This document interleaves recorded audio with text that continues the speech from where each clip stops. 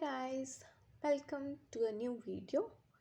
I hope आप सब ठीक होंगे, अपने स्टडीज़, अपना रूटीन सब कुछ अच्छा है, अच्छा चल रहा होगा। और मैं यही प्रे करती हूँ कि आप अपनी स्टडीज़, हॉबीज़, अपना जो भी रूटीन है उसको अच्छे से फॉलो कर रहे होंगे और करते रहिए। तो चलिए, आज की वीडियो आपको पता है, जैसे कि दिखाई दे रहा है कि वॉइस और वेरिएंस ट्रेड ऑफ के ऊपर है। प्रीवियस वीडियो में मैंने बात करी थी under fitting over fitting concept के बारे में, वॉइस एंड वेरिएंस कॉन्सेप्ट के बारे में। तो इसमें हम बात करेंगे voice and variance trade of के बारे में। चलो एक क्विक ओवरव्यू ले लेते हैं हम पहले कि वॉइस और वेरिएंस होता क्या है। पिछली वीडियो में मैंने बताया था कि ये दो एरर्स ही होते हैं। जब भी हम अपनी मॉडल की कॉम्प्लेक्सिटी, परफॉर्मेंस, एक्यूरेसी को मेजर करते हैं, उस टाइम ये एरर्स अक्कर होते हैं। वॉइस क्या होता है हमारे पास? वॉइस होता है हमारे पास कि आपने कोई मॉडल प्रिपेयर किया, उसको टेस्ट किया, अब बारी है उसके ट्रेन किया, अब बारी है उसके टेस्टिंग फेज की। आपने मॉडल को डेटा प्रोवाइड किया, उसको टेस्ट किया, तो जो एक्चुअल आपको ऑलरेडी पता है कि आपके पास प्रिडिक्शन के बाद ये वैल्यूज़ आनी चाहिए, ठीक है। आपके पास वो वैल्यूज़ आपने एक साइड रखी हुई थी लिख के, या आपको मान लो, सपोज कर लो कि आपको ऑलरेडी पता है कि ये वैल्यूज़ आपके पास आनी चाहिए, क्योंकि आपने सिर्फ अभी ये सिर्फ टेस्ट कर रहे हो। तो जो वैल्यूज़ एक्चुअल हैं, जो एक्चुअल आउटकम आनी चाहिए और जो प्रिडिक्टेड वैल्यूज़ आ रही हैं, तो उनमें कितना डिफरेंस है, वो होता है हमारे पास वॉइस, ठीक है। अब सेकंड टर्म है हमारे पास वेरिएंस। वेरिएंस होता है कि मान लो आपने अपने ट्रेन कर लिया मॉडल और अभी उसको टेस्ट कर रहे हो, तो जो बार बार प्रिडिक्शंस हम कर रहे हैं, वो प्रिडिक्शंस में कितना डिफरेंस है। एक बार आपने डेटा प्रोवाइड किया, फीड किया अपने मॉडल को, तो एक बार प्रिडिक्शन आ गई, तो सेकंड टाइम उसी डेटा सेट से हमने कोई और सेट का डेटा दिया, तो उन दोनों, जो पहले आपके पास आउटकम आई है, प्रिडिक्शन आई है, और जो अभी आपके पास प्रिडिक्शन आ रही है, उनमें कितना डिफरेंस हो रहा है, ठीक है। वो होता है वेरिएंस। मतलब कितनी वेरिएशंस आ रही हैं आपके पास। हमेशा जब भी आप नया डेटा फीड कर रहे हो, पुराने डेटा के साथ कंपेयर करके देख रहे हो, तो आपके पास कितनी वेरिएशन आई है, ये होता है हमारे पास वॉइस एंड वेरिएंस। तो जब भी अभी ये दो प्रॉब्लम्स हैं, इनका सोल्यूशन तो निकालना पड़ेगा हमें। तो इनका सोल्यूशन होता है कि जब भी आप मॉडल चूज़ करने लगो कि आपको किस टाइप का मॉडल चाहिए, तो ना ही ज़्यादा सिंपल होना चाहिए और ना ही बहुत ज़्यादा कॉम्प्लेक्स होना चाहिए। क्यों? रीज़न क्या है उसका?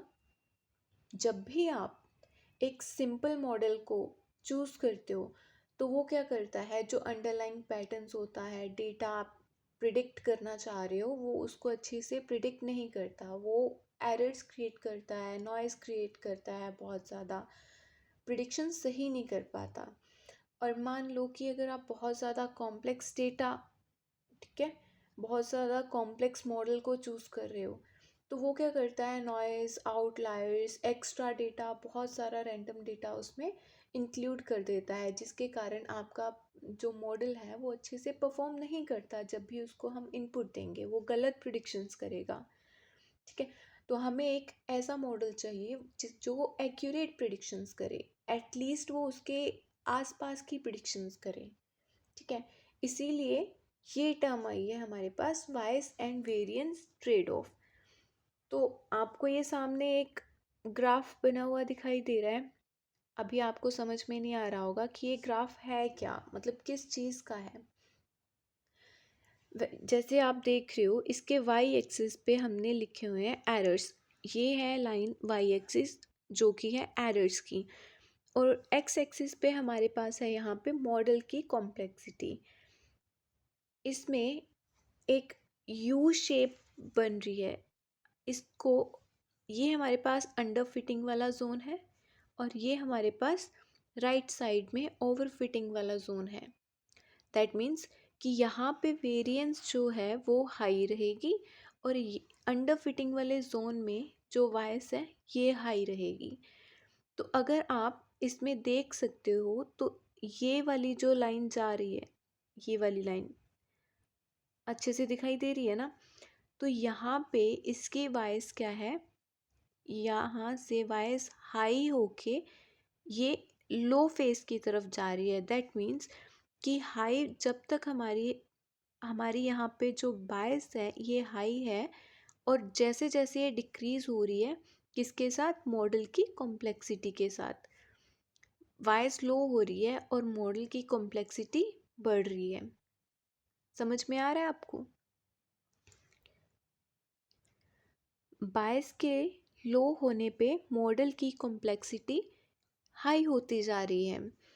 और ये वाली लाइन जो सबसे नीचे वाली लाइन आपको दिखाई दे रही है, ये वाली, ठीक है, यहाँ पे वेरिएंस क्या है? लो। और यहाँ पे वेरिएंस क्या हो रही है? हाई। यहाँ पे लो वेरिएंस है और यहाँ पे हाई वेरिएंस है, राइट। यहाँ से लो वेरिएंस से जब हम हाई वेरिएंस की तरफ जा रहे हैं तो वहाँ पे मॉडल की कॉम्प्लेक्सिटी हाई होती जा रही है, राइट।